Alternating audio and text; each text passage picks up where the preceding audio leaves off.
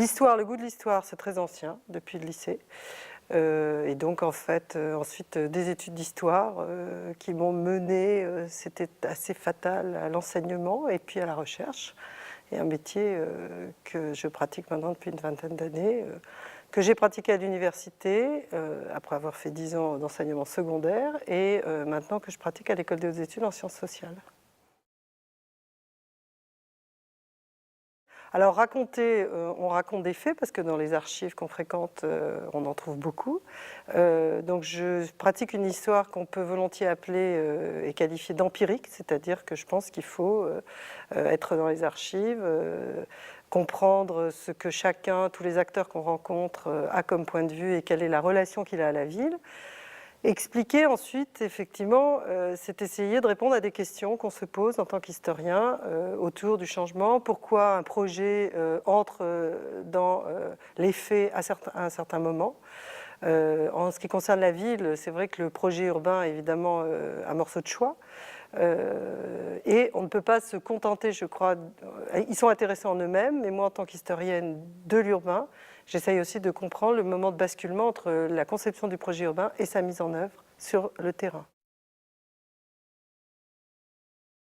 On peut, je crois, historiciser une approche, historiciser une question, essayer de comprendre comment il y a, en ce qui concerne la ville de Paris par exemple, la volonté peut-être d'agrandir cette ville.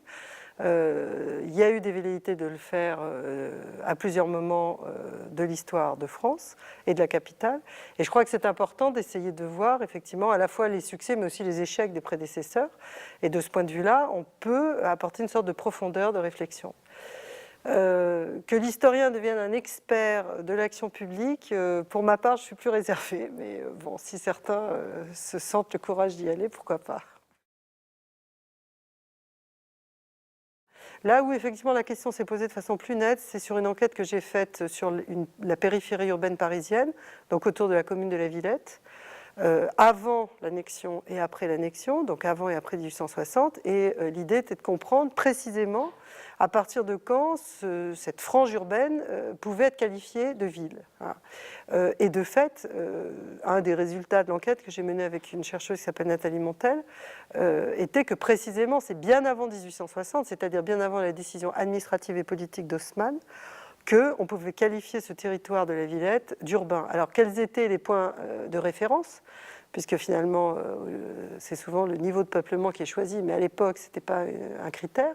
Eh bien, on a observé la transformation du paysage, la densification du bâti, la multiplication des voies de communication, et puis toute une série d'attributs qu'on peut quand même donner à l'urbain, c'est-à-dire la mise en place d'une mairie, d'une école, d'une église, et donc toute une série d'éléments qu'on pourrait qualifier aujourd'hui d'équipements, qui vont effectivement mettre en place une communauté urbaine avec également une densification bien sûr de la population et une augmentation aussi du budget urbain, du budget de la commune. J'ai dit que je faisais de l'histoire, qu'en faisant de l'histoire urbaine, j'essayais d'articuler, on va dire, le social et le matériel de la ville. Il est vrai qu'il y a une troisième dimension c'est peut-être ce qu'on peut entendre derrière l'esprit de la ville, c'est la représentation de la ville, l'image qu'on s'en fait. Et tout ça, c'est une sorte de construction à laquelle participent toute une série d'acteurs, qu'ils soient dans la ville ou qu'ils soient extérieurs à la ville. Mais de fait, mes travaux ne privilégient pas ce qui pourrait se rattacher peut-être davantage à une histoire culturelle de la ville. Je crois quand même qu'être urbain, c'est être dans une relation aux autres qui est quand même extrêmement dense, extrêmement touffue déjà.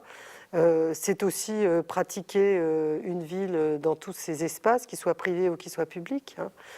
Donc ça implique des façons de vivre qui sont assez particulières. Moi, c'est un petit peu à travers cette question donc, de l'inscription du social dans le matériel que je vois la spécificité de l'urbain.